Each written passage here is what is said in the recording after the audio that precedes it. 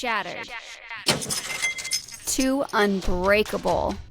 Listen here, sweet sister. Whether you think you have one little crack or you are shattered into a billion pieces, this podcast is going to give you the resources, tools, and skills to help piece yourself back together to form a beautiful, unique, solid, and unbreakable masterpiece.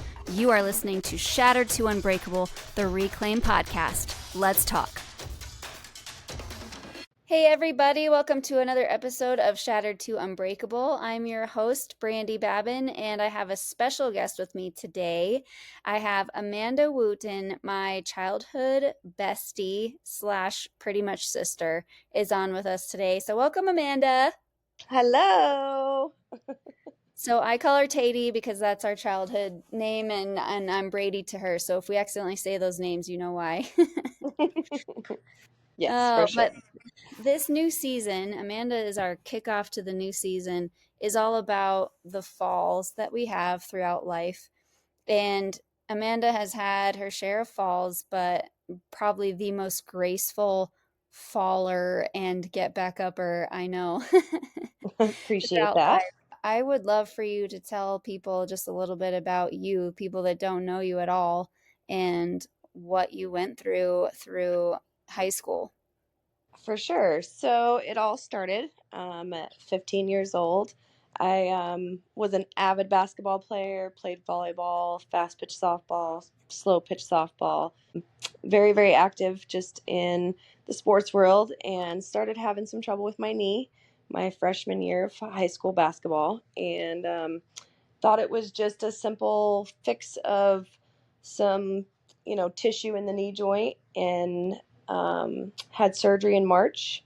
And on May 30th of 2000, I actually, at basketball practice, went up for a layup and broke my femur in half, and found out that day that I had osteosarcoma bone cancer.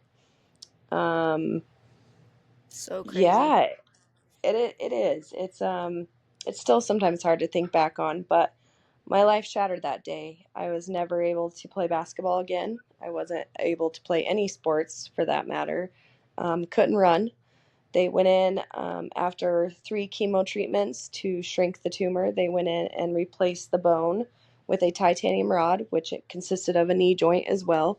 So at 15 years old, I had an artificial knee joint, and part of my femur was partially titanium rod. After my surgery that September, I had 4 more chemo treatments and was declared cancer-free on December 18th of that exact year. And thought that was it. That was going to be, I beat cancer, and life was going to continue, and I was just going to grow as a normal teenager after that, after surviving cancer, I guess, if you will say that you can come back from that, for sure. What'd you do in high school? I beat cancer. What'd you do? Yep, for sure. And really, after that, life was good. I went on to graduate high school with my class, which was something that we were afraid was not going to happen. But I did, and I ended up getting married not too long after we graduated, probably about a year. And a year after that, I ended up having my baby girl. Went through a little bit of a heartache there too.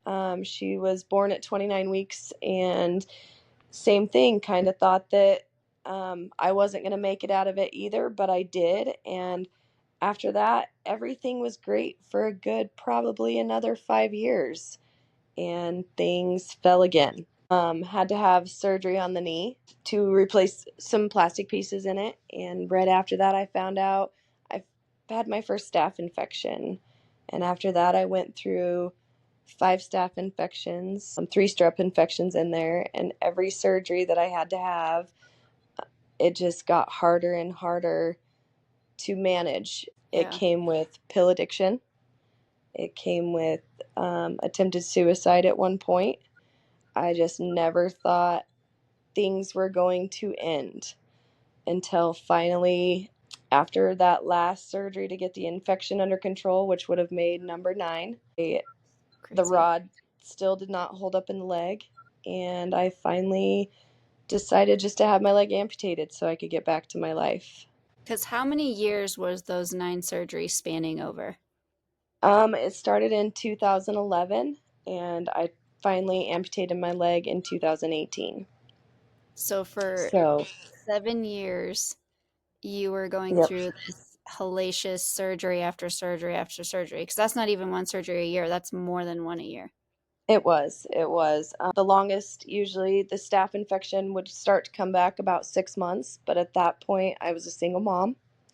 I was working night shifts at Walmart on concrete floor, and then Mm-hmm. during the day I'd come home in the morning, I'd sleep for a couple hours, and then I'd go work at a hair studio working tanning beds during the day. And in between that, just trying to see my daughter. But the longest, yeah, it started hurting about 6 months in, and I would usually, because I, had to keep working and save up a little bit of money to try to have that next surgery, because every surgery I had, I was off for 6 to 8 weeks, couldn't be on the leg anymore, and then it went back through physical therapy, IV antibiotics. I would have to travel to Denver, which from Craig to Denver is about 4 hours one way. Yep. Um, so 200 it miles, was a gas money, hotels. Yep, yep. It was just a constant, nonstop. I honestly did not feel like there was ever going to be end in sight. It was inevitable. No matter what I did, no matter how hard I tried, the infection kept coming back. Mm-hmm. Walk people through that many years. Like, first of all, being a teenager and going through something like that, like literally facing what we thought was fatal, and then Hmm. coming out of it. Emotions around that, but then also emotions around that 7 years of constant disappointment and like you think you're barely out of the woods and then you just get sucked right back into darkness. Like, what were some Hmm. of the emotions and downtimes that you went through? I basically got to the point where I didn't go anywhere. I didn't really have any friends. I pushed most of the friends that I did kind of have that were there for me. I pushed them out. So much sadness. I would cry so much. There are still some times where I almost feel like I don't have tears left, but they come. But Mm-hmm. during that time, I felt alone. I didn't know what to do anymore. I didn't feel like I was ever good enough for anybody, or who would ever want to deal with somebody that was a nonstop in pain. I couldn't do much. I couldn't get out and enjoy the outdoors. So I became a hermit. I lived alone. I I didn't reach out as much as I wish now that I would have back then. Mm, yeah. Um, it was by far one of the darkest times in my life, and in with that too is, on top of the pills is the drinking that came in with that, the lonely Mm, place where when you're by yourself and just to numb the pain. And it ate me alive nonstop. I had my family, but I hid that from them too. There was a lot that it's very easy when you're in that situation just to hide out and right. not let the world see what you're really going through. And it's a lonely space. It is absolutely the worst feeling in the world. Yeah. And we, like, as your friend, I didn't know how bad it got, because every time I saw you, you were so strong and you put on the strong face. And, to us, it was just like, yeah, Amanda's going through some crap, but she's got it. She's so strong. It's almost like we Hmm. made excuses for us not supporting you like we should because you looked like you were doing okay. So, what would you say to somebody? Because I know you have this turnaround story, which we'll get to next, that you finally you turned it around. I mean, I know that there's still some suffering going on because all of us have it, but there was like a Hmm. turning point where you took control back of your life. But what am I trying to say? What's something that somebody could do or could have done for you going through that? Or is there anything we could have done? Honestly, sometimes I don't know now that you're asking me that. It's because even for you that I've known since we were 2 and 3 years old, the one Mhm. person that knows everything about me, that has been there through some of my darkest times, I even shut those people out. My dad being my best friend, I shut him out at times. It was just, I wish that I wouldn't have. And the thing is that if I would have just told more people probably what was going on, like you, like my dad, like my sister, like my cousin that I talk to all the time, if I Mm-hmm. probably would have just reassured myself that no matter what, you guys were going to love me, no matter how hard it was or how bad my addiction had gotten or where I was at, you guys would have been there for me. And you got to find those people. And it took a long time for me to find, you know what I mean? Just to finally Yeah. reach out. It's not easy. It's easier just to, I think for a lot of us to live in our just silence, our pain. And like you said, is yes, when you guys saw me or when you talked to me, I gave you the best version of me Right. in that moment. But if I would have just reached out more, and there was times I got very lucky. Steve Walls, a amazing therapist here in town. You know, I did see him through that, and I did tell him stuff. But it even got to the point where I wouldn't tell him stuff. Yeah. You know, it was easier just to not hear also what people want to help you with, Oh, how that's to help yourself. At that time, I think I was still in such a dark place and it didn't feel like it was ever going to end, that I just stayed in that dark place, and it was just easier to stay there than to let everybody know that what was going on, because I didn't even know if it was ever going to end. And for yeah. me, I didn't want to drag everybody down. You know, And as maybe talking not even soon knowing come. what to ask for help with, Right, right. you know. And that's exactly it, is where do I start? At Right. one point during, it was probably right after my first amputation, or my first, sorry, not amputation, my first staph infection. I did go to somebody I thought I trusted, that should have been there through thick and thin for me. And I basically got told to quit cold turkey or leave his life forever. Mm, And that was a big wake up call, but I had 8 more surgeries after that. I had eight right. more infections, and really the pill addiction got worse after that. So that's another hard thing, is that you got to make sure you reach out to the right people. And when somebody fails you, reach out to somebody else. Don't Yeah. let that one person define you not reaching out to everybody else around you, the ones that truly would be there for you. And that's probably hard too. I'm sure there's plenty of people that have dealt with that alone. Reached out to the wrong person, or again, reached out to nobody. Definitely. So, That's a good point. I like when you said that you were almost afraid to hear what people would want to help you with. And I think yep. that's important for people to hear because oftentimes we know what we need to do, Yep. a but hundred we don't want percent. to. Like, we're not ready. Right. So Yep. we don't even want Yep. you to tell us what, like, of Right. course I need to do this, this, and that, but I don't have the strength or the want to right now, hmm you know? So I also think it's important to have people that may not tell you what to do, but may just listen. Just listen, be there. And that's exactly what I was about to say, is sometimes, for the listeners that know a friend that's going through this, like, just be there. You don't have to tell them what you think that they need to do, because they probably do know that. Just be there for them. Know that you show up for them. And that's one of the biggest things. Showing up for people. Absolutely. And asking questions that you don't actually need the answer to, but you're trying to help them find their own answer. Like, Yes. if the conversation is like they're venting to you, then you're just saying, why do you think that? Or what do you think you should do hmm next? Or what do you need from me? Or Right. even just like taking their mind off it. Like, well, let's watch Still Magnolias. Right. Yep, for sure.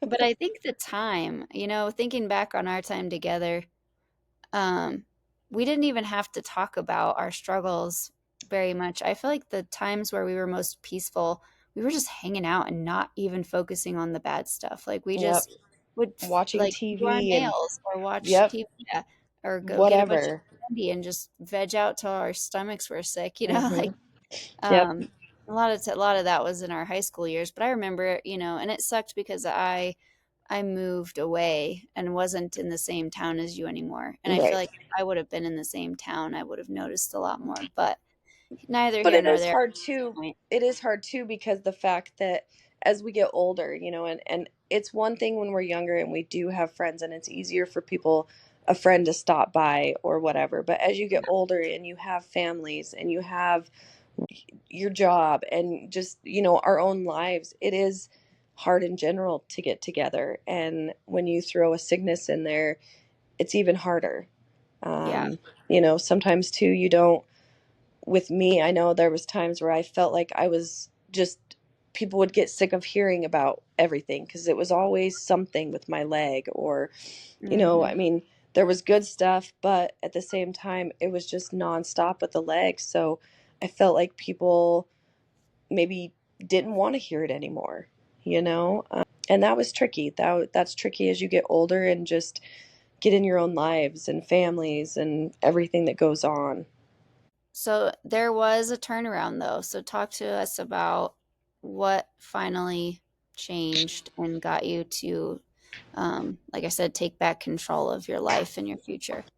The turnaround. Obviously, the biggest turnaround for me, and I'm going to get teary eyed, is my daughter. Yeah. She was what kept me fighting that whole entire time. You know, every time I'd have to get back on the pills, it broke my heart because she would have to see that. She had a mom that was on pills all the time and I couldn't do things. And really, after my last infection, my turnaround was chopping my leg off, finally making that decision. And I pray that nobody ever has to make that decision. But I knew that in order for me to be the best mom that I could and get off the pills 100%, it was finally getting rid of the leg. I Hmm. knew that there was going to be pain that came with wearing a prosthetic, but it is a different pain. It wasn't the Yeah. bone pain that kept me on the pills. That only Right. pills would allow the pain to somewhat subside long enough for me to cook dinner or clean my house or go to work every day. And that's really my turning point. And I pray that nobody ever has to make that decision. But it was by far the best decision I made. I was sick of sitting behind a desk. After my cancer, when I was younger, I wanted to be a CNA and a nurse and be in the health field to help people the way that I did. And with the leg that I had, I just couldn't do it anymore. And I knew that once I chopped my leg off, at least I could function every day without pain the same way Yeah. that I had before. And it's true now. It'll be 8 years in September that I had my leg amputated, and I get sores. It's I live in Missouri now, and it's hot here, so there's a lot more sweating that goes on here. So, Yeah. I still get sores. It's my leg weighs 10 pounds. It's heavy and uncomfortable sometimes, but I get to walk every day. I get to I run a food truck. I don't sit behind a desk anymore. I am active all the time. I live life so much differently than what I did before. I have not taken a pain pill since 6 months after my amputation.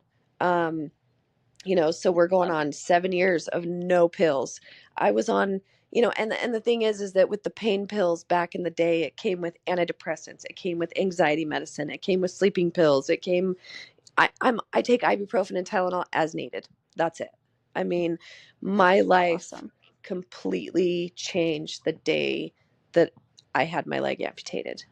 It was not an easy road. The first 2 to 3 years were so hard, just getting fitted right and just the change in the limb Yeah. and just getting used to the prosthetic. But where I'm at today and the fact that I am living life to the fullest again, and I'm me again, I'm Amanda again, and everybody Yeah. sees it. I know that. You guys all started seeing that within the first year and a half of me amputating my leg. I was finally back. And it wasn't easy, but I wouldn't trade it for the world. I'm so relieved that you finally could have that peace because I know that was so hard. And now, Mhm. you guys, this is a very serious podcast episode, but if you guys knew Amanda, that she's one of the funniest people on earth. And I think honestly, How much did humor play a part in your healing and coping? Because you have a ton of it. For sure. My humor. So my dad used to tell me when I first was diagnosed back with my cancer at 15, I'd get in such a bad mood because I was sick from the chemo and 15 Yeah. years old. My friends were floating the river. They were going to the flume. You guys were going to the lake. You guys were Yeah. going out and having fun, doing things that every 15-year-old girl should do. And I was at home and my dad always said, attitude is everything. Attitude is everything. And with that, it still has stuck in my head. And my humor was huge when I don't know if you remember this post, but when I finally told Facebook that I was amputating my leg, I told them everybody I was going to change my name to Eileen, go work at IHOP and invent the one-legged two-step. And I have yet to do any of those things. But That's I funny. definitely, it's been one of those things that if it wasn't for the humor side of it, there's no way that you could get through this life. And Yeah. I know some people, say that humor, they hide pain with humor. But for me, it's the total opposite. Like, the humor part of it just makes everybody else around me laugh, and it makes me laugh too because I can be kind of that jokester. To Yeah. this day, I'm the robot girl when in my new town that I live in. There's not very many amputees here, and every little kid knows me as the robot girl. Like, there's the Yep. robot girl. There's the robot girl. So I mean, yeah, yeah, it's great. It's definitely changed my life for the better, for sure. I love it. And your leg's name is Lola. Lola leg. So yeah, and my food truck is Lola's as well. So I have my Lola leg to stand on in my food truck, and then I got my Lola food truck that I get to cook in every day. And I love it. it was actually funny because my first leg that I had was named Bertha because Big Bertha, just because she was so big, and I can remember first getting used to it. Like, this thing is so huge. Right. My limb was still swollen quite a bit at that time, so it was a lot bigger. But now that she kind of died down, my stepbrother Wesley actually was the one that gave me the idea for Lola, because Lola was cool and sexy, and Oh yeah. Lola, here comes Lola. So that's where the leg came in. Yeah, because it was just something that it is cool and it is awesome and it is just, it's me. It's a part of me, and I wouldn't trade it. Yeah, I love it. I love who you are, and I remember, just coming over and you had a huge Hmm. incision from the middle of your thigh to the middle of your shin and a body cast. You of all people were a huge supporter back then for me. I don't know very many 15-year-old girls that would have laid in bed with me for 8 hours in the middle of summer when it was beautiful outside, just watching Ricky Lake and Jenny Jones show and Yep. The Price is Right. You Just give me some pickles and fun dip, I'll sit with you any day. that's right. Those blue tongues. You can't miss those blue tongues. Exactly.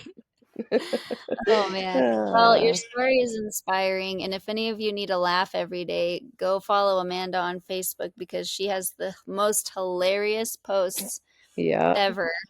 Yeah, And for sure. thanks for sharing your story because I know a lot of people that have chronic pain, fibromyalgia, or just issues like yours that just keep coming back and there's no end in sight, or they Hmm. have recurrences of cancer that keep coming back, or just chronic health issues that they haven't found a cure for, or they haven't found proper treatment for.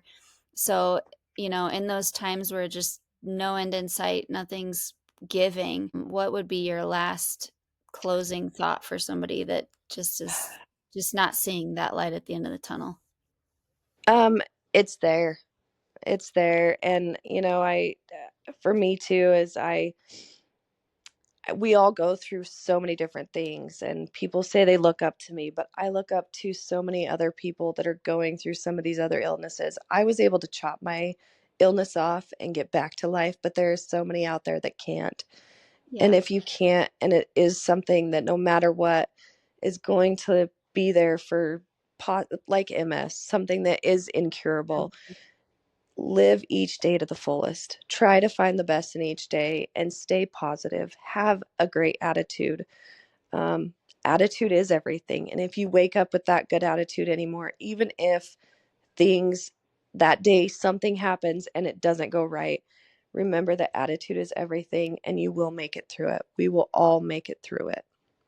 That was my big takeaway from this episode, is that attitude is everything.